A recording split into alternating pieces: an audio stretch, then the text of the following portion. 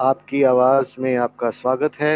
मैं संदीप और मेरे साथ आज जुड़ रहे हैं शशि शेखर जी, वरिष्ठ पत्रकार, और विवेक यादव जी, राजनीतिक विशेषज्ञ।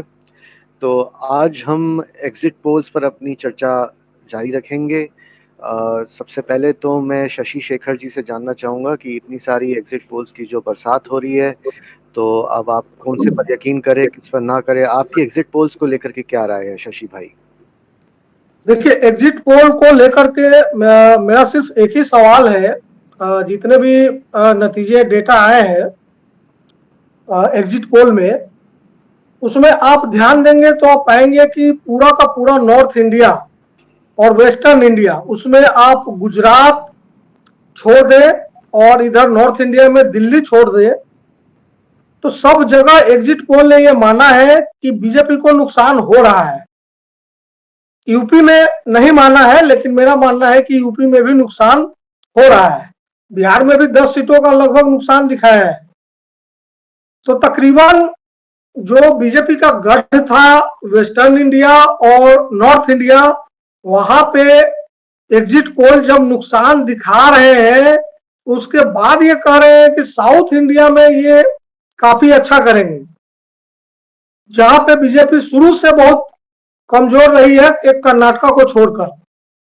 तो मुझे फिर ये समझ में नहीं आता कि अपने गढ़ में कमजोर होने के बाद, मतलब वेस्टर्न इंडिया और नॉर्थ इंडिया में कमजोर होने के बाद, सीटें लूज करने के बाद, आखिर बीजेपी कैसे 300 का आंकड़ा पार करेगी, कैसे एनडीए 350 का आंकड़ा पार करेगी? ये पहला सवाल है जो मेरे डाउट को और थोड़ा सा वो बढ़ाता है।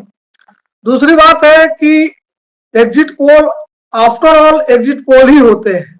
ठीक है कि अब इतने सारे एग्जिट पोल आ रहे हैं तो उसमें कुछ सच भी होता है, हो जाता है, तो बाद में लोग क्लेम कर लेते हैं कि ठीक है हमने ऐसा कहा था और ये सही हो गया। लेकिन इस बार के इलेक्शन में बड़े बड़े जो सेफोलॉजिस्ट थे, उन लोगों ने मुखरता से कहीं ये नहीं कहा कि राष्ट्रवाद की लहर है या मोदी लहर है। खास करके उन्होंने ये कहा कि 2019 नहीं दोहराया जा सकता है, क्योंकि उस वक्त राष्ट्रवाद और प्रचंड राष्ट्रवाद की लहर थी, पुलवामा जैसी घटनाएं थी। इस बार ऐसा कुछ नहीं था। इस बार महंगाई, बेरोजगारी जैसी बातें जनता के बीच में थी। लेकिन यह भी सच है कि जो नरेंद्र मोदी का वो अनाज वाला, राशन वाला योजना जो है, वो योजना धरातल तक पहुंचा हुआ है। तो उसने कुछ जान बचाई होगी, फायदा कुछ किया होगा, लेकिन इतना फायदा कर दिया होगा जितना एग्जिट पोल दिखा रहे हैं, वो मुझे थोड़ा अभी डाइजेस्ट नहीं हो रहा है। तो इसके लिए 4 तारीख का इंतजार करना जरूरी है। जी संदीप। जी, शुक्रिया शशि भाई। तो मैं इसमें कुछ ऐड करना चाहता हूँ। बिल्कुल, बिल्कुल विवेक जी, बिल्कुल। शशि भाई, आप बोल रहे हो कि ये सेफोलॉजिस्ट पहले जो बोल रहे थे कि महंगाई है, बेरोजगारी है और बहुत ज्यादा लहर 2019 जैसी लहर नहीं है, उसको 19 जैसी लहर नहीं है का मतलब ये तय हो गया कि 300 तो नहीं आ रही है, क्योंकि 300 आई थी जब 19 जैसी लहर थी, तो 300 तो नहीं आ रही है। तो अब इसको ये मान सकते हैं 19 जैसी नहीं थी तो हो सकता है 14 जैसी हो। 14 जैसी में लहर जो थी उसमें 282 सीट मिली थी बीजेपी को, लेकिन उस समय कोई एंटी इनकम्बेंसी नहीं थी। वो 14 की भी लहर अगर मान लें तो इसमें एंटी इनकम्बेंसी 10 साल की जोड़नी पड़ेगी, तो वो 282 से भी नीचे सीट आनी चाहिए। वो 300-350 कैसे पहुंच रही है? दूसरी, आपने एक बात बीच में कही कि वो सारे लोग बोल रहे थे कि महंगाई है, बेरोजगारी है। बड़ा मतलब हास्यास्पद कल मैं सुन रहा था, और मैं तो नाम लेता हूं क्योंकि मैं न तो पत्रकार हूं न मैं राजनीतिक विशेषज्ञ हूं, बताया संदीप भाई ने, लेकिन मैं इससे नाइतफाकी रखता हूं। विश्लेषक तो मान सकते हैं, विद्यार्थी भी विश्लेषक हो सकता है। विशेषज्ञ नहीं हूं मैं, विश्लेषक हो सकता हूं। विश्लेषण का अधिकार तो विद्यार्थी को भी है और किसी एक्सपर्ट को भी है। तो मैं नाम लेने से बिल्कुल हिचकिचाता नहीं हूँ, मैं नाम लेता हूँ। ये फुहड़ियाई हो सकती है पत्रकारिता के क्षेत्र में, ये गुस्ताखियां हो सकती हैं, तो मैं गुस्ताखी करने को राजी हूँ, क्योंकि अगर आप किसी गलत को गलत नाम लेकर के ना कहें, तब फिर ये मेरी समझ से ठीक नहीं है। यशवंत देशमुख जी को मैं सुन रहा था। देश के बड़े प्रतिष्ठित साइकोलॉजिस्ट हैं। उनको मानते हैं कि उनकी संस्था बहुत सही प्रेडिक्ट करती है और सही बताती है।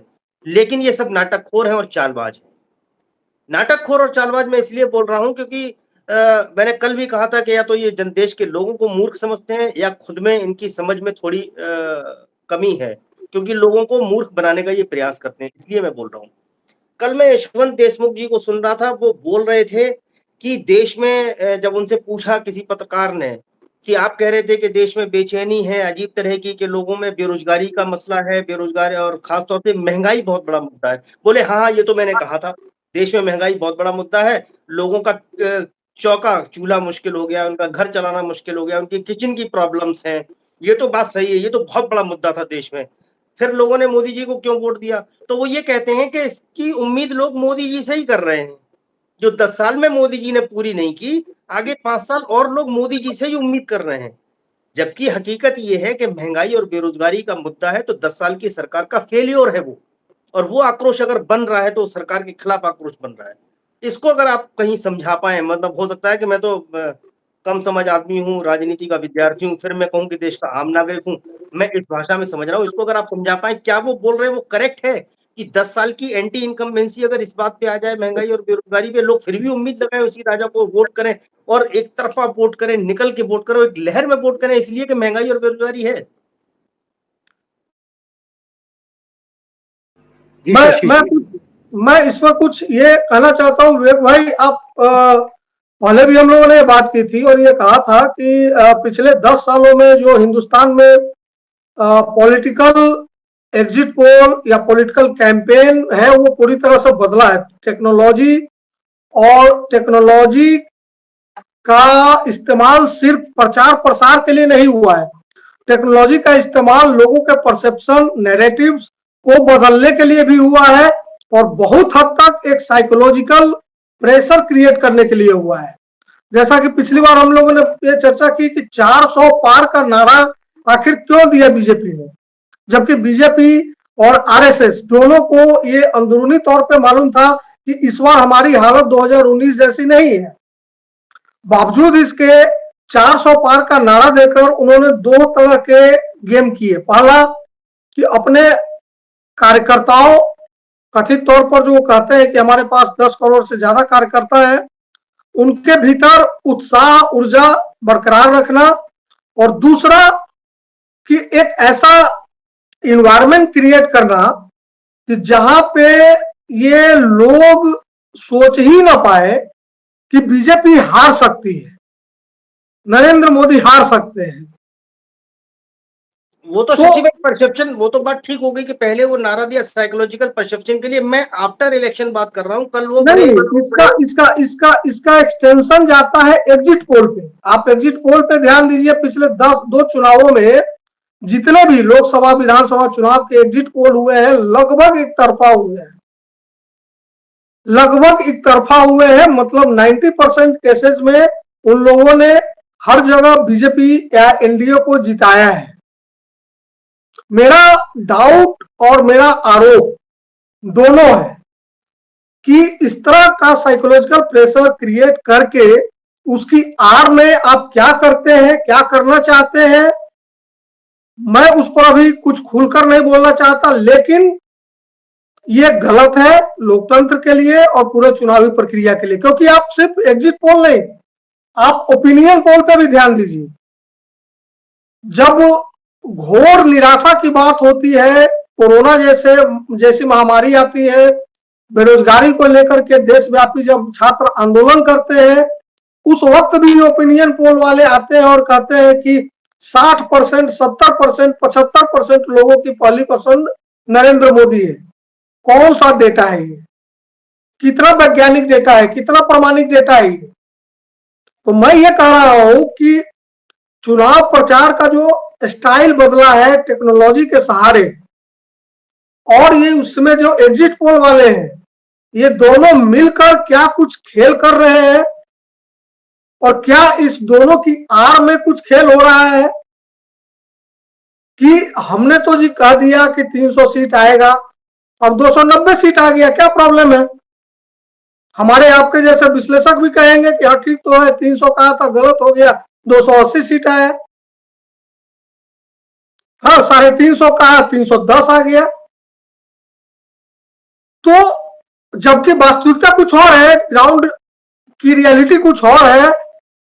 जैसा कि आप याद कीजिए उत्तर प्रदेश का जो पिछला विधानसभा चुनाव था, क्या था वो चुनाव, आप बेहतर बताएंगे विवेक भाई, कि ये लग रहा था बिल्कुल कि अखिलेश यादव इस बार बहुत कड़ी टक्कर दे रहे हैं, जो उन्होंने दिया भी। उससे पहले, इलेक्शन से पहले हम लोगों ने फिर वही जो कह रहे हैं ना कि अपने सोर्सेज को इकट्ठा किया है, उनके थ्रू जो जानकारी आई थी वो ये थी कि अखिलेश यादव उस समय 280 से ऊपर सीट जीतने वाले थे। तो फिर लेकिन क्या हो गया? आगे तक वो सारा पलट गया और माहौल ही अजीबोगरीब हो गया। तो मान लीजिए कल अगर बीजेपी और एनडीए सब मिलाकर 300 सीटें लाती है, 290 सीटें लाती है एनडीए, तो सरकार तो उनकी बनेगी और इंडिया गठबंधन को विपक्ष में बैठना पड़ेगा। और आप सारे एग्जिट पोल को ब्लेम भी नहीं कर पाएंगे, क्योंकि वो लगभग 350 कहा है, तो ठीक है, प्लस माइनस 20-25 चलता है। लेकिन इस सबके बीच में क्या हुआ? एक तरफ ब्लैक है, एक तरफ व्हाइट है, इस दोनों के बीच में ग्रे एरिया भी तो है, जिसके कारण आज, जैसा कि रिकॉर्डिंग से पहले हम लोग बात कर रहे थे, इलेक्शन कमीशन आज रिजल्ट के एक दिन पहले प्रेस कॉन्फ्रेंस कर रहा है। ये ठीक बात है, लेकिन डेमोक्रेसी में कोई होली काऊ नहीं होता है, कोई पवित्र गाय नहीं होती, चाहे सुप्रीम कोर्ट हो या इलेक्शन कमीशन हो या सीएजी हो या कोई हो। एक सीएजी विनोद राय वाला था, एक सीएजी आज का है। तो सवाल अगर इलेक्शन कमीशन पे उठता है, सवाल अगर चुनावी प्रक्रिया पे उठता है, तो आप सवाल को शूट नहीं कर सकते हैं, सवाल लेना पड़ेगा और उस पर डिस्कशन भी करना पड़ेगा। तो मेरा तो मानना व्यक्तिगत अलग है, लेकिन कल रिजल्ट का इंतजार कीजिए और ये मानकर चलिए कि अगर ग्राउंड रियलिटी के हिसाब से रिजल्ट आता है तब तो ठीक है, लेकिन अगर कुछ होता है ग्राउंड रियलिटी से हट के, एग्जिट पोल के जैसा रिजल्ट आता है, तो विपक्षी दलों को यह कहने का अधिकार नहीं होगा कि चुनावी प्रक्रिया गलत थी या ईवीएम में कुछ गड़बड़ था। क्योंकि हमारे जैसे लोग आज से नहीं, 2014-15 से ये बात कह रहे हैं कि अगर आपको ईवीएम पे डाउट है तो आप चुनाव मत लड़िए ईवीएम पर, क्योंकि आप चुनाव लड़के आप लीगल और कॉन्स्टिट्यूशनल वैलिडिटी देते हैं, लेकिन बड़ा अजीब स्थिति है, आप राज्यों में जीत जाते हैं कई जगह, तो आपको लगता है कि नहीं ठीक है।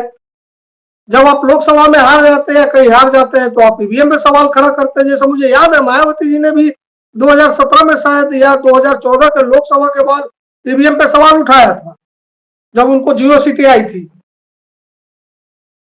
तो सवाल परिणाम के बाद नहीं उठने चाहिए, परिणाम से पहले उठने चाहिए, और सवाल से परे कोई नहीं है, चुनाव आयोग हो, प्रधानमंत्री हो, राष्ट्रपति हो, क्योंकि आफ्टर ऑल डेमोक्रेसी में सबसे महत्वपूर्ण we the people of India है, जिन्होंने कॉन्स्टिट्यूशन बनाया है। हम कॉन्स्टिट्यूशन को भी अमेंड करते हैं, बदलते हैं, सुधारते हैं, कौन? हम लोग, we the people of India. तो we the people of India से बड़ा न तो कॉन्स्टिट्यूशन है, न कॉन्स्टिट्यूशनल संस्थाएं हैं, और पिछले 10 साल में कॉन्स्टिट्यूशनल संस्थाओं की क्या हालत हुई है ये हम सब जानते हैं। जी संदीप। तो मैं दरअसल कुछ आंकड़े रखना चाह रहा था, और लेकिन आंकड़ों से पहले मैं पूछना चाह रहा था कि विवेक जी, आपको क्या लगता है उत्तर प्रदेश में अब भाजपा की सीटें कहाँ घटने वाली है या कहाँ बढ़ने वाली है? सवाल को उल्टा कर देते हैं कि बीजेपी एग्जिट पोल के हिसाब से कहाँ बढ़ने वाली है। नहीं, बढ़ने की संभावना भी है पूरे देश भर में। उत्तर प्रदेश की बात तो हम लोगों ने कल की, मोटा मोटी कुछ एग्जांपल्स दिए, लेकिन आज देश भर की बात हम कर लेते हैं, क्योंकि हम लोगों का भी एक दावा ये है कि बहुत सारे हम लोगों ने सोर्सेज डेवलप किए हैं, बहुत लोगों को हम लोगों ने जोड़ा है और उनके सेंस ऑफ या कहें मूड ऑफ नेशन जानने का प्रयास किया है। तो मूड ऑफ नेशन बहुत हम लोग डीप गए हैं, प्रयास किया है कि एक-एक सीट के हिसाब से जानने का प्रयास करें। तो उस हिसाब से जो मैंने कल आपसे कहा था और आप पूछ रहे थे कि ये 70 सीटें या 65 सीटें कहाँ-कहाँ कम हो रही हैं। आप मानिए जो हम लोगों ने बात की है कर्नाटक में बीजेपी वही एवरेज चढ़ चुकी है शशि भाई के शब्दों में कि 28 में से 26 सीटें 25 खुद जीते थे, एक उनके एलआई जीत गए थे, निर्दलीय थे, वो उनके ही सपोर्ट से थे। तो 28 में से 26 सीटें वो जीत चुके हैं कर्नाटका में। लेकिन एग्जिट पोल अभी फिर उनको वही दिखा रहा है, 25-26 पे ही दिखा रहा है, मतलब उनको कोई नुकसान नहीं हो रहा, कोई-कोई 20-22 तक ले जा रहा है। लेकिन हम लोगों का जो असेसमेंट है, वहाँ अ, हम लोगों के जो सोर्सेज़ हैं, हम लोगों के जो संपर्क सूत्र हैं, उनके माध्यम से हम लोगों ने एक-एक सीट का एनालिसिस किया। आप मानिए कि वहाँ 15 सीटों का नुकसान जो सारे लोग दे रहे हैं। और संदीप भाई एक चीज़ इसमें बहुत गौर करने वाली है कि इसमें भी एक वीडियो पड़ा होगा हम लोगों का जिस दिन वोट हुआ है कर्नाटक में उसी दिन अ, वहाँ शिव कुमार रेड्डी जी के साथ में हम लोगों ने प्रोग्राम किया था और उसमें हम लोगों ने उसका एनालिसिस किया था फर्स्ट फेज़ में जो कर्नाटक का जो फर्स्ट फेज़ था वो उसपे और सीट वाइज़ एनालिसिस किया था।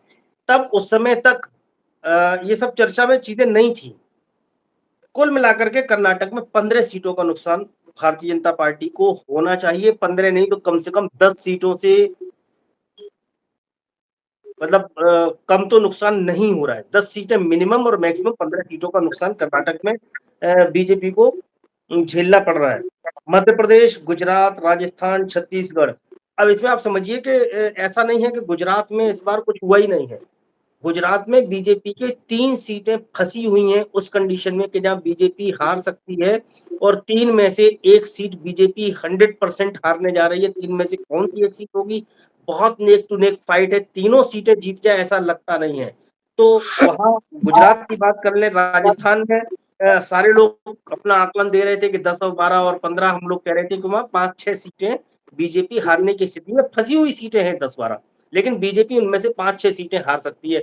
अब कल मैं सुन रहा था बहुत सारे उनको एक्सपर्ट्स को और तमाम सारे जो ये क्या कहते हैं इनको सेफोलॉजिस्ट जो होते हैं वो लोग सारे बता रहे थे कि राजस्थान में हाल ही में ताजा सरकार बनी है और इतने दिनों में कौन सी एंटी इनकम्बेंसी हो गई जिसकी वजह से मोदी जी को वोट नहीं पड़ेगा। अरे भाई साहब आपको कुछ होश नहीं है फिर आप काहे के खाक सेफोलॉजिस्ट हैं। जो बॉर्डर एरिया की सीटें हैं हरियाणा और राजस्थान का जो बॉर्डर लगता है, गंगानगर वाला, टोंक वाला पूरा एरिया, वहाँ बीजेपी विधानसभा के चुनाव में भी हारी है बुरी तरह। उन्हीं को आप कैलकुलेट कर लीजिए, लोकसभा हार रहे हैं। मतलब कौन-सा लॉजिक लेके आते हैं कि ओवरऑल म राजस्थान में चूँकि अभी नई-नई सरकार बनी है और एंटी इनकम्बेंसी भी नहीं, मोदी जी को वोट क्यों नहीं देंगे? तब भी नहीं दिया था भाई साहब विधानसभा के चुनाव में जब आप सब जीत गए थे। उस एरिया में पर्टिकुलर आप उस बेल्ट पे हारे हैं, किसान आंदोलन है, वहाँ शेखावटी का इलाका है, वहाँ अग्निवीर का आक्रोश है, किसको बेवकूफ़ बना रहे हो भाई? कम से कम हम छात्रों को बेवकूफ़ तो बिल्कुल, मत झुंझुनू, सीकर और चूरू का इलाका काफी टफ होने वाला है इनके लिए, तो मैं शेखावटी वही में। कह रहा हूँ शशि भाई वो पूरा एक पर्टिकुलर एक बेल्ट है जो इनके लिए बड़ी टफ हो गई है, वहाँ हारना ही हारना है। फिर भाई अब देखो फिर कुछ भी हो सकता है। जैसे कल जयराम रमेश ने आगे बोला कि 150 अधिकारियों को फ़ोन किया गया, भाई उनके पास जानकारी होगी। अब उनकी बात पे विश्वास करने का मन हमें भी करता है कि अगर 450 सीटें आ रही हैं, 350 सीटें आ रही हैं, तब लगता है यार वो सही बोल रहे होंगे। कहीं ऐसा तो नहीं अधिकारियों को दबाव बनाने के लिए देखो भाई सरकार तो हमारी बन रही है, आईएएस, तुम हमारे अंडर में हो और औकात में काम करो, जो हम बोले वही करो, 2-4 सीटें बस तुमसे मदद चाहिए। बाकी तो हम पूरे देश में जीत रहे हैं, तुम नहीं भी करोगे तब हम जीत जाएँगे। ये भी संभावना अब लगने लगी, एक कॉमन मैन की तरह। हम आरोप नहीं लगा रहे भाई साहब। ना कल हमारे घर में भी कोई रेड हो जाए, कल हमारे पीछे भी कोई एफआईआर हो जाए तो देख लेंगे इस तानाशाही के दौर में जब जेल जाने का सिलसिला चल ही पड़ा है तो हम भी देख लेंगे। लेकिन हम फिर हाथ जोड़ के माफ़ी माँग रहे हैं भाई मतलब अंत हो जाए तब करना, ऐसा तब तक मत करना। हम कोई आरोप नहीं लगा रहे, हम शंका व्यक्त कर रहे हैं और भारतीय नागरिक के अधिकार है कि हम अपनी सरकार पे शंका व्यक्त कर सकें। सरकार का काम है वो समाधान करे हमारी शंका का। तो उस शंका के आधार पे बोल रहे हैं 100% बीजेपी राजस्थान में कम से कम 5-6 सीट हार रही है। और ना अगर ऐसा हो तो आप भी पूरा इलेक्शन हो जाए, आप डिक्लेयर करके 350 की सीटें जीत लो। 350 के बाद में इस शेखावटी इलाके में और ये पूरा जो बेल्ट हम लोग बात कर रहे हैं 10-12 सीटें जो फँसी हुई बात हो रही है, आप एक बार रीपोल करा लो। सारे पॉलिटिकल पार्टीज़ के रिप्रेजेंटेटिव को साथ इन्वॉल्व करके फेयर एंड फाइन इलेक्शन की प्रोसेस में अगर आप ना हार जाएँ तो आप बात करिए। तो मतलब लोकतंत्र में इतना दावा नहीं करना चाहिए, लेकिन आक्रोश ये है कि हमारे वोट के बाद, इस देश के लोगों के वोट के बाद अगर परिणाम नहीं आता तो लोगों में आक्रोश होता है। खैर आगे बढ़ते हैं, बहुत हो गया इस पे क्या ही चर्चा करना ज़्यादा। तो 10 सीटें यहाँ और 15 सीटें कर्नाटका में, ठीक है। फिर आप आ जाइए, ये आपका है छत्तीसगढ़, महाराष्ट्र को मिला लें अगर, छत्तीसगढ़ में बहुत ज़्यादा उम्मीद मुझे भी नहीं है कि चेंज होगा। छत्तीसगढ़ में हो सकता है कांग्रेस एक आध सीट लूज़ कर जाए। खुद की एक आध सीट खो बैठे, 2 सीटें जीते थे छत्तीसगढ़ में पिछली बार। कांग्रेस हो सकता है 1 सीट और हार जाए वो, वहाँ बढ़ने की संभावना नहीं है। देखो जो निष्पक्ष है, जो फेयर एंड फाइन बात हम लोगों को भी करनी चाहिए, नीट एंड क्लीन बात करनी चाहिए, तो वहाँ भी स्थिति ये है। और महाराष्ट्र की जो स्थिति है वहाँ मतलब मेरा अनुमान ये है कि 10 से 12 सीटें वहाँ ओवरऑल हो सकता है इससे ज़्यादा सीटें हों। लेकिन नहीं, सॉरी, 8 सीटें हम लोगों ने आकलन किया था कि बीजेपी की कम से कम 8 सीटें कम हो रही हैं। हम लोग बीजेपी की बात कर रहे हैं, एनडीए की बात नहीं कर रहे हैं। उसी तरह से हरियाणा, दिल्ली, उत्तराखंड, इनको मिला करके 10 सीटें। हरियाणा में कम से कम 6 सीटों का नुकसान है। हम लोग दिल्ली और उत्तराखंड में अगर एक आध सीट चली जाएगी, वरना दिल्ली और हरियाणा मिलाकर के 10 सीटों का डेंट इनको देने वाले हैं। यहाँ मैं एक बात फिर कह रहा हूँ कि 2-3 सीटें ऊपर नीचे हो सकती हैं। जैसे हरियाणा में बहुत सारे लोगों का आकलन था कि हरियाणा में 10 की 10 सीटें हार सकते हैं, 8 सीटें हार सकते हैं, लेकिन मैं कह रहा हूँ हरियाणा और दिल्ली मिलाकर के 10 सीटें हम कर लेते हैं। उसमें से भी 2-3 सीटें हम और छोड़ देते हैं कि हो सकता है कि 10 की ये 7 रह जाए, तो उसमें बहुत रिस्क नहीं है। ऐसे ही आप आ जाइए पंजाब, हिमाचल और चंडीगढ़। तो पंजाब में इनके पास 2 सीटें थी और वहां इनको 4 सीटें दिखाई जा रही हैं। शशि भाई, ये बड़े मजे की चीज है संदीप भाई, मतलब 4 सीटें दिखा रहे हैं आप पंजाब में, फिर तो सिर फोड़ लेने का ही मन करता है कि जिस पंजाब में 700 लोग शहीद हो गए किसान आंदोलन में, आपने उनकी जान ले ली। मतलब आपसे, मतलब सरकार की लापरवाही से उनकी जान गई है। इन जानों को बचाया जा सकता था। समय रहते ससम्मान उनसे बात करके आप कृषि कानून जो आपने 700-800 लोगों की शहादत के बाद वापस लिया, आप तभी ले लेते। 700 वो बुजुर्ग किसान बच जाते हमारे। उन परिवारों के ऊपर आप कह रहे हो कि आपको 4 सीटें बढ़ा के कौन दे रहा है वहां, और कब? जब ऐसा भी नहीं है कि आम आदमी पार्टी को वोट नहीं देना चाहेगा, उसके पास विकल्प कांग्रेस है। आम आदमी पार्टी और कांग्रेस दोनों को नहीं देना चाहेगा, उसके पास विकल्प अकाली है। आपसे कौन सी ऐसी रिश्तेदारी है कि आप पहुंच गए पगड़ी बांध के और लोगों ने मान लिया कि नहीं, आप ही हमारे धर्म के सबसे बड़े आलमबरदार हैं। आप ही को लगता है कि पंथक होना चाहिए वहां का सबसे बड़ा। तो ये सब देश को ध्यान रखना चाहिए कि 4 सीटें दी जा रही हैं पंजाब के अंदर। इस पे आप विश्वास करेंगे? इस एग्जिट पोल पे जहां 2 सीटें हैं, दोनों भी हार रहे हैं। चंडीगढ़ में मनीष तिवारी चुनाव जीत रहे हैं, और मैं आपको फिर एक बार बता दूं कि बहुत गलत हुआ। किरण खेर का अगर टिकट हो जाता, किरण खेर से नाराजगी के बाद भी लोग किरण खेर को वोट कर सकते थे, लेकिन नए कैंडिडेट जो वहां लाए गए हैं उनके बनस्पत लोग मनीष तिवारी को वोट कर रहे हैं। अब आते हैं यूपी। यूपी में भी 2-3 सीट बढ़ा रहे हैं ये, जबकि आप देखो पश्चिमी उत्तर प्रदेश में ये फैक्ट है कि वहां क्षत्रियों का जबरदस्त उबाल था, विरोध था। पंचायतें हुई हैं, हजारों लोगों की पंचायतें हुई हैं, कस्में उठाई गई हैं, बायकाट किया है। पोलिंग जिस दिन हो रही थी उस दिन तमाम पत्रकारों ने ये जाकर के जायजा लिया और बताया, मेन स्ट्रीम मीडिया ने बताया कि लोग बायकाट कर रहे हैं, पोलिंग स्टेशन पे इक्का दुक्का वोट पड़ा है तो पड़ा है, वोट नहीं पड़े हैं, और अगर पड़ रहे हैं तो वो अपोजिशन पार्टी को वोट पड़ रहे हैं। और अपोजिशन पार्टी मतलब इंडिया गठबंधन को वोट कर रहे हैं। इवन संजीव बालियान की सीट पे ये था कि संजीव बालियान चुनाव हार रहे हैं, आज आप उनको जिता रहे हैं। जिता दीजिए, तो आपके हाथ में सारी ताकत है। एग्जिट पोल आपका है, उसको सही, क्योंकि अब सुनिए सबसे बड़ी ये शंका क्यों आ रही है, आक्रोश भी मेरा दिखाई दे रहा होगा, मैं सही से बोल भी नहीं पा रहा हूँ उस आक्रोश के चलते, लेकिन मैं जस्टिफाई करने का प्रयास कर रहा हूँ। प्रधानमंत्री जी कहते हैं 400 पार। प्रधानमंत्री जी को चुनाव से पहले पता चल गया 400 पार? क्या उन्होंने मन बना लिया कि नहीं, किसी भी कीमत पे हमको 400 पार करना है, जनता जाए भाड़ में, जो चाहे करे, हम तो 400 पार करना है, और मन बना के आप बैठ गए 400 पार करना है? एग्जिट पोल पे पाबंदी है, ये अंतिम मतदान तक आप एग्जिट पोल नहीं दिखा सकते हैं। वो अंदर अंदर घूम रहे थे, ढूंढ रहे थे, और धीरे धीरे समझा रहे थे कि बहुत एंटी इनकम्बेंसी है, बहुत लोग नाराज है, महंगाई है, बेरोजगारी है, आवारा पशुओं का मुद्दा है, अग्निवीर मामला है, सब बता रहे थे। लेकिन मजबूरी में चूंकि बोल दिया है, अब उसको तो हमें दिखाना ही है, क्योंकि परिणाम भी लगभग उनको भी पता है कि शायद वो ही आए, क्योंकि वो उठाने बैठे हैं। अगर यही परिणाम आए तो आप मान लेना ये प्री प्लान्ड है पूरा खेल, कि पहले 400 पार बोलना, 350 सीटों तक अगर आ जाते हैं तो फिर आप ये मान लीजिए कि फिर खेल तो कुछ और ही है। तो 25 सीटों में उत्तर प्रदेश में नरेश बालियान चुनाव हार रहे हैं। मैं आपको बताऊँ सहारनपुर ये हार रहे हैं, ये आंवला सीट हार रहे हैं, बरेली संतोष गंगवार जी वहाँ से 8 या 9 बार वहाँ से सांसद रहे हैं, 2-3 बार मिनिस्टर रहे हैं, अटल जी के टाइम भी मिनिस्टर थे, पेट्रोलियम मंत्री। बड़े काफी मजबूत सीनियर नेता थे, लीडर थे वो। काफ़ी सीनियर लीडर थे, आपने उनका टिकट काट दिया और प्रवीण सिंह ऐरन के पक्ष में सारी चीज़ें इकट्ठी हुई धीरे-धीरे। तो जो वहाँ दूसरी सबसे बड़ी चीज़ ये है कि बरेली पे आप समझिए बरेली में सबसे ज़्यादा है मुस्लिम वोटर। ये लोगों को शायद ना पता हो, तो मैं बता दूँ। मुस्लिम वोटर्स की तादाद वहाँ बहुत ज़्यादा है और मुस्लिम वोटर हमेशा बँटता रहा है, बराबर इक्वल बँटवारा होता रहा है उसका बीएसपी और एसपी को लेकर के इक्वल बँटवारा होता रहा है और ये इनके फ़ेवर में जाता था संतोष गंगवार जी के। और संतोष गंगवार जी चूँकि लिबरल टाइप आदमी थे अटल जी की तरह माने जाते थे कि हर वर्ग और हर धर्म में उनका सम्मान। उनको भी मुस्लिम वोट मिलता था।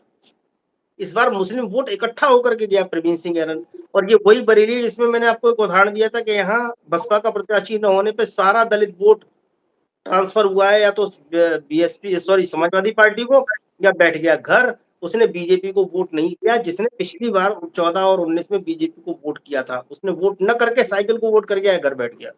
तो ये सारे समीकरण हैं कहने के पीछे कोई आशय है। पूर्वांचल की स्थिति थोड़ी बताइए। पूर्वांचल की स्थिति तो बड़ी स्थिति खराब है एक्चुअली। पूर्वांचल में 2019 में भी ये हारे थे।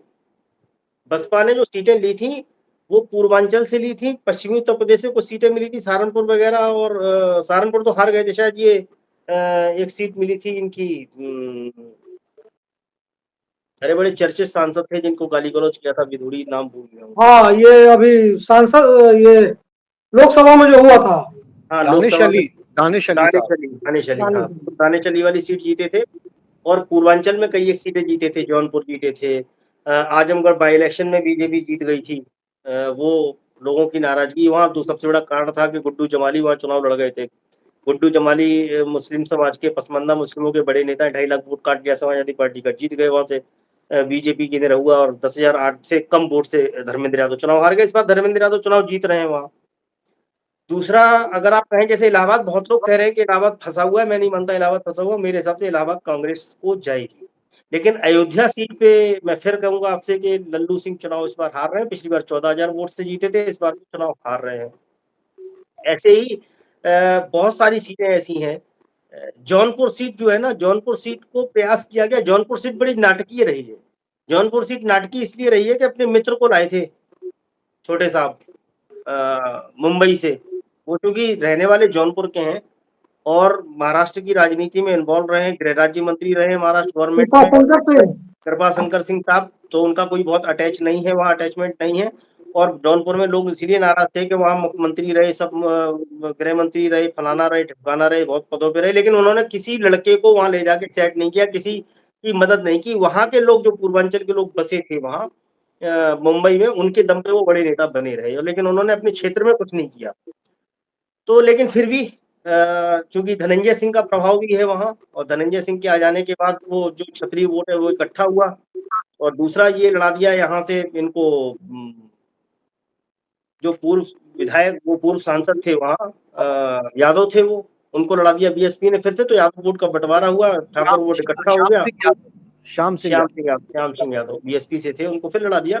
और वो मामला पूरा, जौनपुर वाली सीट भी बहुत आसान नहीं है समाजवादी पार्टी, लेकिन कौशाम्बी है, वो सीट बीजेपी हार रही है। तो पूर्वांचल में स्थिति काफी खराब है। इवन यहाँ तक कहा जा रहा है कि योगी जी, वो मोदी जी चुनाव जीत रहे हैं, इसमें कोई शक नहीं है, मोदी जी चुनाव जीतेंगे। ऐसे बड़े नेताओं पे बहुत डाउट करना मूर्खता से बड़ी चीज और नहीं हो सकती है। लेकिन जीत का मार्जिन उनका कितना घटता है, इस पे लोग निगाह लगाएंगे। मिर्जापुर के बारे में क्या लोग थोड़े शंका व्यक्त कर रहे हैं? मिर्जापुर भी फंसी हुई सीटों में ही है। मिर्जापुर भी फंसी। पूर्वांचल की स्थिति है, पूर्वांचल में बीजेपी की स्थिति और ज्यादा खराब होने वाली पहली बार पिछली तरह। और पूर्वांचल आप छोड़ दीजिए, बुंदेलखंड पकड़ लीजिए। बुंदेलखंड में बीजेपी हमेशा से बड़ी मजबूत रही, वहां समाजवादी पार्टी कमजोर रही। हमेशा बीजेपी थी या बीएसपी बहुत मजबूत थी। बीएसपी का भी बांदा बड़ा एरिया मजबूत था। तो लेकिन इस बार वहां भी आपको बड़े चौंकाने वाले परिणाम आएंगे। तो पूरे यूपी से जितनी बात आपने बताई, खास करके उत्तर प्रदेश का, बाकी स्टेट्स का हम छोड़ भी दे, अरे तो बलिया चुनाव, बलिया चंद्रशेखर जी की धरती है, चंद्रशेखर जी के पुत्र चुनाव लड़ रहे हैं। आप मानिए वहां नीरज शेखर जी चुनाव हार रहे हैं। मैं वही कह रहा हूँ कि और वहां के जो प्रत्याशी हैं इंडिया गठबंधन के, सनातन पांडे जी, उन्होंने अपनी तैयारी भी बड़ी मजबूत कर रखी है, लाठी पाठी सारी चीजों से, काउंटिंग में भी गड़बड़ नहीं होने देंगे, उन्होंने बता दिया। उन्होंने कहा मरने मारने का सवाल है लोकतंत्र के लिए भाई, हम यहाँ बदमाशी बिल्कुल नहीं होने देंगे। तो उन्होंने अपने 17C सारा कुछ तैयारी करके रखा हुआ है। मुझे लगता है कि बलिया ये चाह के भी नहीं ले पाएंगे, बहुत मुश्किल होगा इनके लिए। तो मैं यही कह रहा हूँ विवेक भाई कि बाकी स्टेट्स हम छोड़ दें, तो बिहार में तो हम लोग शुरू से 10 मतलब -9 हम लोग करके चल रहे हैं। बिल्कुल जी। और अच्छी बात यह है कि एग्जिट पोल भी 8 तक गया है। तो अब वो 8 पोल आपके हिसाब से क्या है, वहां उसने आपकी बात मानी। तो वो 8 होता है, 10 होता है, या 12, 14, 15 तक जाता है, वो कल पता चलेगा। लेकिन उत्तर प्रदेश में थोड़ा जितनी बातें आपने की उसके ठीक उलट एग्जिट पोल है। अब यहाँ सुनिए, उत्तर प्रदेश में मैं जो बात कर रहा हूँ 25 सीटें, उसमें बिहार भी शामिल था, झारखंड भी शामिल था, एक चंक ले लिया था हमने। उत्तर प्रदेश में 15 सीटों का नुकसान है। बिहार झारखंड मिलाकर के जो मेरा असेसमेंट है उसमें बिहार और झारखंड को अगर मिला देते हैं तो दोनों में 10 सीटों का नुकसान है। तो 10 और 15 यूपी की 25 सीटें होती हैं जो बिहार, झारखंड और उत्तर प्रदेश को मिलाकर के जो हमारा। तो आप 15 यूपी में कह रहे हैं, इसका मतलब है कि पिछली बार 64 सीटें थी, 2 अपना दल और 62 बीजेपी, तो 64 में 15 आप माइनस कर रहे हैं। 64 में हम 15 माइनस कर रहे हैं। पिछली बार जो ये 18 सीट जीते थे इंडिया गठबंधन वहां से, तो उसमें से 15 सीटें बढ़ेंगी इनके पास। मतलब आप यही कह रहे हैं भाजपा जो है, एनडीए जो है वो 50-52 के आसपास आएगी। अरे सर सुनिए, अनुप्रिया पटेल अपनी सीट जीत ले, बहुत बड़ी बात है, दूसरी सीट तो भूल ही जाइए आप। अनुप्रिया पटेल की अपनी खुद की सीट फंसी हुई है। तो चलिए, मैं कह रहा हूँ कि 10 सीटों का भी नुकसान अगर होता है तो आप 62 से 52 आएंगे, यही ना? 62 से 52 आएंगे, या 50 भी हो सकते हैं। 50 भी हो सकते हैं। तो 10 सीटों का 55 होना मुझे नहीं लगता। तो 10 और 10, 20 सीटों का तो यूपी बिहार से नुकसान आप बता रहे हैं। बिल्कुल, 5 कम कर दीजिए, 10-10, 20 सीटें हो जाती हैं यूपी बिहार से। 20 सीटों।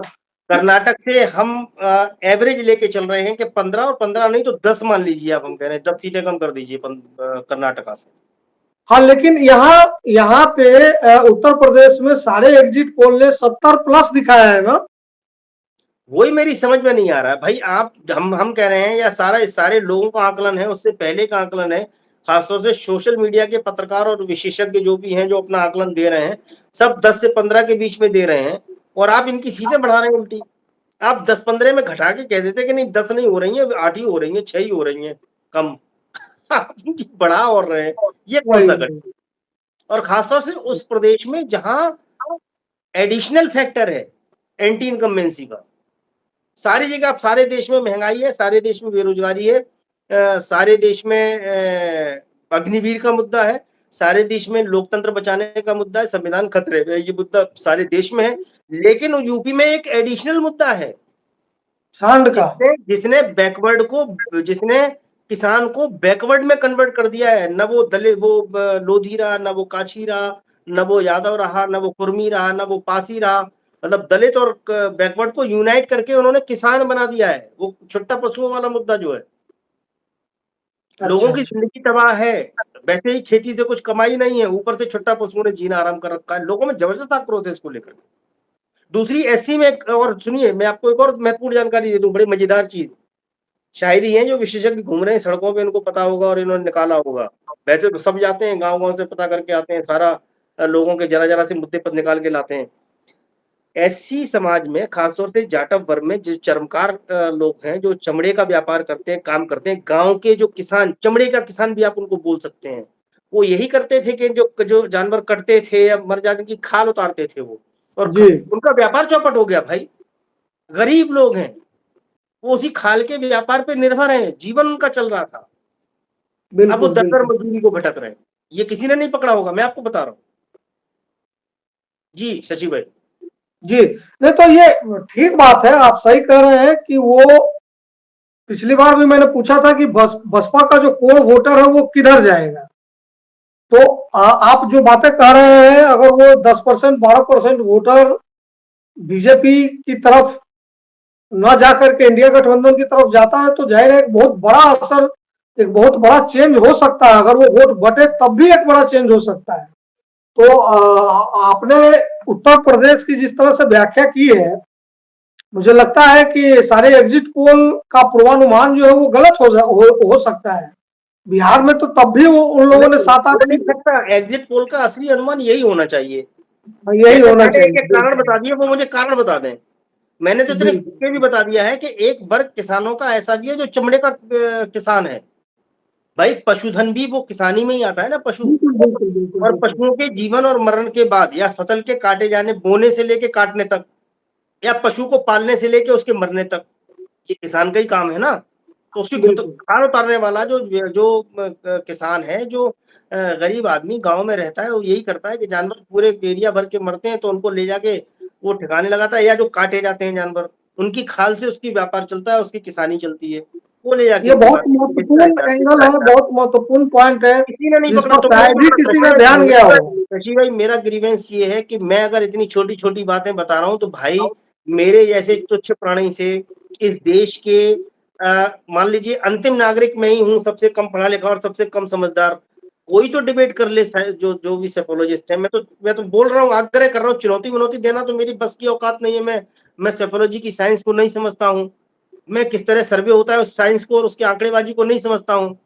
मैं केवल साइकोलॉजिकल एक बात कर रहा हूं कि वो मुझसे आकर के कम से कम मुझे, मेरे जैसे तमाम देश के लोगों को समझाएं कि वो कौन से मुद्दे हैं जिनके आधार पे वोट बढ़ रहा है। हम लोग डिस्कस कर रहे हैं वो मुद्दे जिनके आधार पे वोट घट रहा है। अब कम से कम वो तो बता दें किन मुद्दों के आधार पे वोट बढ़ रहा है। कैसे एक बिल्कुल मोटा मोटा साइंस मुझे पता है, क्योंकि शशि भाई आप इस फील्ड से जुड़े हुए हैं और बहुत सीनियर है, आपका बड़ा अनुभव है लंबा।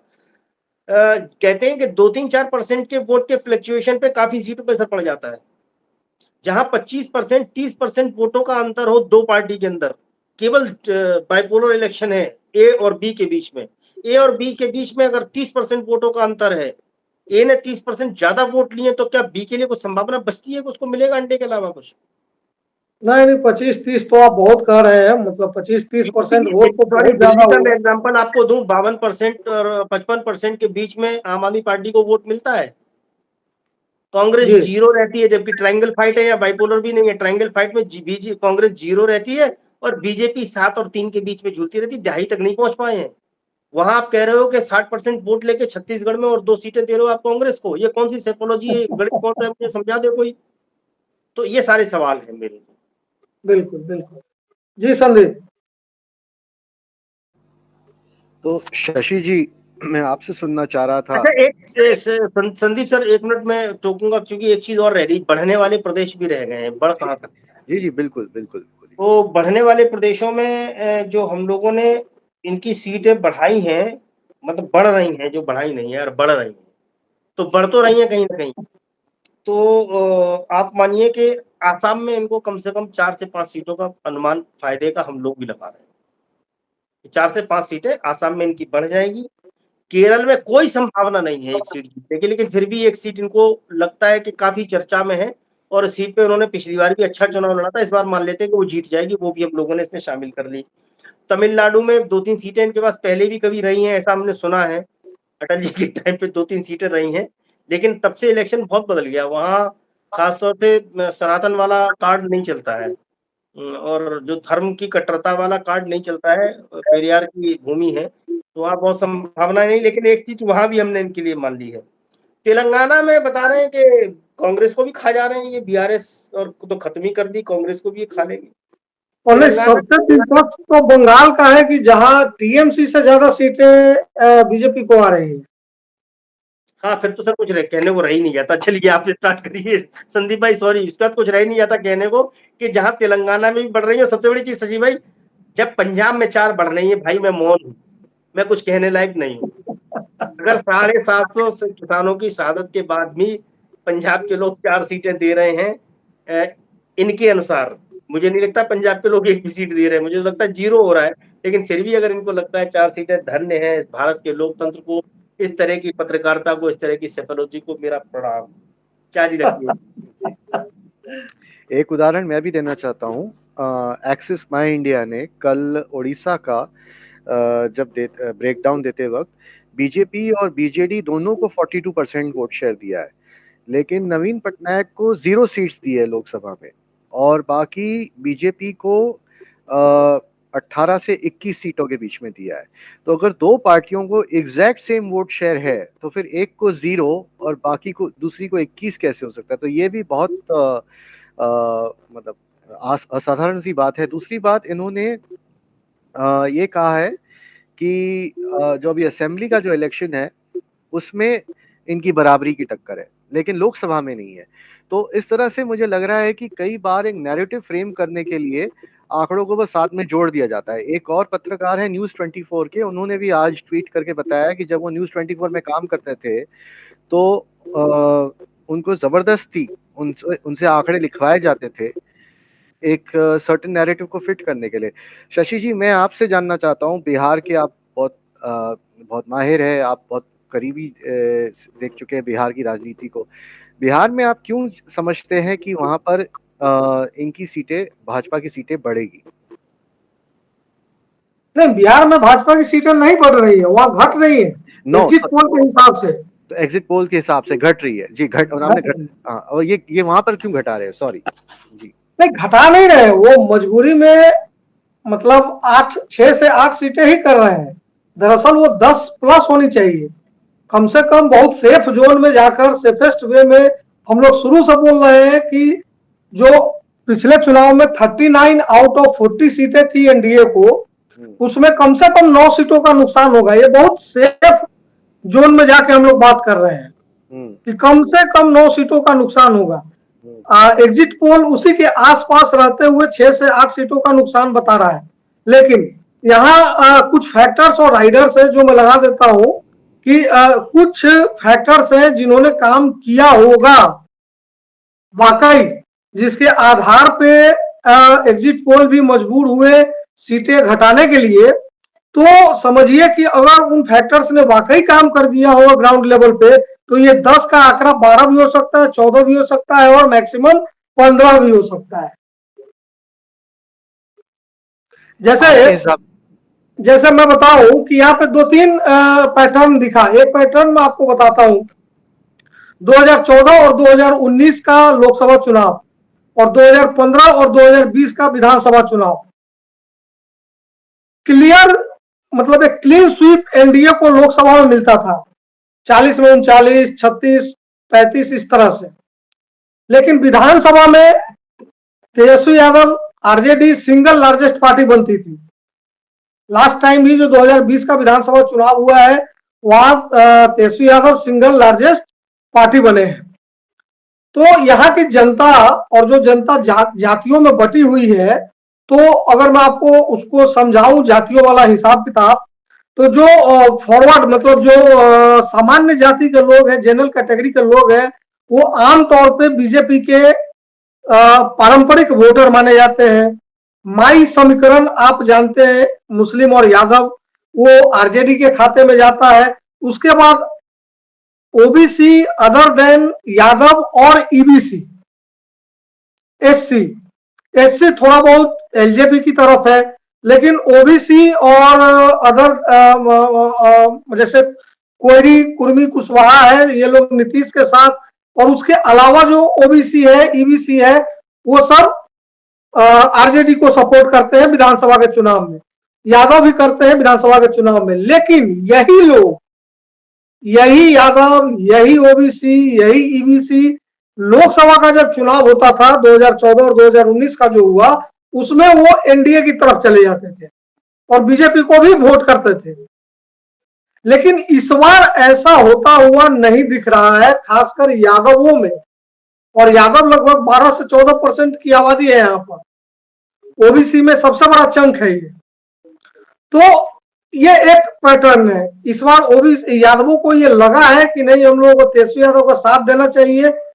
बीजेपी और नीतीश कुमार ने तेजस्वी यादव के साथ नाइंसाफी की है और हमें उसका बदला लोकसभा चुनाव में लेना है, और उसी के हिसाब से वोटिंग उन लोगों ने की है। हो सकता है कि उनमें से कुछ परसेंटेज बीजेपी या हालांकि मुझे लगता नहीं कि वो जेडीयू के साथ गए होंगे, लेकिन बीजेपी के साथ हो सकता है कि कुछ जरूर गए होंगे। लेकिन दूसरा जो एक पैटर्न है वो बड़ा दिलचस्प है। वैशाली एक लोकसभा क्षेत्र है, वहां से आरजेडी ने एक भूमिहार को टिकट दिया, मुन्ना शुक्ला को, और वहां 90% से ज्यादा भूमिहार ने मुन्ना शुक्ला को वोट किया। 90 मतलब बल्कि 95% का लीजिए, ठीक है। दूसरी तरफ ललन सिंह जो जेडीयू के पूर्व राष्ट्रीय अध्यक्ष थे, वो मुंगेर से खड़े थे जेडीयू के टिकट पे, वहां पे भूमिहारों ने उनको वोट दिया। तो अब आप इसे समझिए कि जाति के आधार पर, मतलब भूमिहार पारंपरिक रूप से आरजेडी के कट्टर दुश्मन रहे हैं शुरू से, 91 से, और वो बीजेपी के कट्टर समर्थक रहे हैं। वो अगर लोकसभा चुनाव में अपनी जाति के उम्मीदवार को देखते हुए मुन्ना शुक्ला को लालटेन छाप पे अगर वोट कर रहे हैं, तो ये बहुत बड़ा चेंज है। एक इंटरेस्टिंग फैक्टर मैं और डाल दूं बीच में, शशि भाई याद आ गया आपकी जाति जाति जो समीकरण है उसको लेकर के। संदीप भाई, 2014 में बहुत सारे यादवों ने बीजेपी को वोट किया, तो चूंकि वही है कि हम तो विद्यार्थी है ना, तो ढूंढते रहते हैं कलम कागज कहाँ मिल रहा है, तो अपना लिखते रहते हैं। लोगों से बात किया तो आप ये मानिए, लोगों से जो पूछा कि भाई आप बीजेपी को वोट क्यों दे रहे हो, यादव तो बीजेपी को वोट देता नहीं है, परंपरागत विरोधी हैं दोनों, बीजेपी और यादव बीजेपी को वोट नहीं देगा, और देगा भी तो बीजेपी को पहले कहते थे कि काउंट नहीं होगा। तो उन्होंने बड़ी मजेदार बातें बताई कि सर हमहू तो हिंदू हैं, सारा लोकतंत्र बचाने का ठेका क्या हमारा ही है, तो ये चीज लुटता है तो लुट जाए, हम हिंदू हैं। तो 2014 में हिंदू के नाम पे वोट दे दिया। 2019 के चुनाव में भी यादवों का वोट बीजेपी को गया, और अच्छा खासा गया, 5 से 6% वोट गया है, मतलब बहुत ज्यादा, इससे ज्यादा गया है, इससे ज्यादा गया। तो जो मेरा मोटा मोटा अनुमान है, जो लोगों से बात हुई है, तो 2019 में राष्ट्रवाद के नाम पे यादवों का बीजेपी को वो सारा वोट इकट्ठा हुआ है। और सबसे बड़ी चीज एक ये है कि बैकवर्ड क्लास का वोट, और जिसमें नॉन यादव वोट तो लगभग गया है बीजेपी को, लेकिन यादव वोट भी गया है इस बार। नॉन यादव बैकवर्ड जो है वो भी इकट्ठा होकर के इंडिया अलायंस को गया है। तो बीजेपी का वोट घटा है, और सीधे सीधे सामने ट्रायंगुलर फाइट या चतुष्कोणीय लड़ाई नहीं है जो 4 जगह बटा होगा। एक के घर से निकला और दूसरे के घर में भर गया, एक गरीब हो गया दूसरा अमीर हो गया, सीधी सीधी कहानी वो है। और वहां आकर के अगर ये सब, तो सजीव भाई हम लोगों ने भी बड़ी तैयारी की थी संदीप जी के, कल जब रिजल्ट आएगा उससे पहले हम भी अपना एक एग्जिट पोल देंगे भाई। हम लोगों ने भी बहुत आंकड़े जुटाए हैं, और जो एग्जिट पोल वाकई में जो माहौल है उसी के हिसाब से अगर ये एग्जिट पोल आते तो हम लोग भी अपना रखते और बताते कि नहीं, इनसे ज्यादा सटीक हमारे आए, हमें बहुत नजदीक है। लेकिन अब जमीन आसमान का अंतर है भाई, तो फिर वही आती है बात के माफी, और इसके आगे कुछ कहने लायक स्थिति में नहीं है। एक निवेदन ये, कल का भी प्रोग्राम बता दीजिए देखने वाले साथी जो है, कल क्या करेंगे इस लोकतंत्र की बहती हुई नदी में, बहाव को देखेंगे बाहर बैठ के कैसे, तो उसका कोई प्रोग्राम हो तो वो भी बता दीजिए, हम लोग भी जुड़ जाएंगे और साथ में देखने वाले साथी भी जुड़ जाएंगे। जी बिल्कुल, कल हम लोग लाइव करेंगे जब चुनाव के परिणाम आ रहे होंगे, लेकिन हम वो नहीं करेंगे जो मेन स्ट्रीम मीडिया करती है, सुबह से 7 बजे से बैठ के अपना एग्जिट पोल को ही चलाते जाना जैसे कि उनके आंकड़े ही फाइनल रिजल्ट है। हम थोड़े बहुत रिजल्ट को आंकड़ों को आने देंगे शुरू में, और उसके बाद समीक्षा करेंगे अपने अपने जो हमने अनुमान लगाए हैं, जो माई एक्सेस और बाकी पूरे झुंड ने भी जो अनुमान लगाए हैं, उन सबको हम की समीक्षा करेंगे। तो कल हम जरूर लाइव करेंगे, लेकिन करीब दोपहर के वक्त हमारा लाइव टेलीकास्ट शुरू होगा हमारे यूट्यूब चैनल से। और सबसे ज्यादा अच्छा तो ये रहेगा 9 बजे से कर लीजिए, 10 बजे तक फिर छोड़ दीजिए, फिर 12 बजे फिर बैठ जाइए, फिर कर लीजिए, इस तरह कर लीजिए, टुकड़ों टुकड़ों में, थोड़ा मजा भी आएगा और चुनाव का आनंद भी लेंगे। ठीक है सर, सस्पेंस का भी बड़ा मजा आता है। मुझे लगता है कल का चुनाव क्लोज होगा, ये मेरा पर्सनल व्यक्तिगत सोचना है। तो आपके कहने पे ठीक है, फिर 9 बजे कल बैठेंगे और थोड़ी देर बैठ के फिर देखते हैं कि कितनी ऊर्जा मिलती है। और बस उसके साथ आज की चर्चा को हम समाप्त करते हैं। बहुत कुछ सीखने का मिला आप दोनों से, और उम्मीद करते हैं कि आने वाले दिनों में फिर दोबारा जुड़ेंगे। शुक्रिया सभी दर्शकों को, धन्यवाद। Thank you.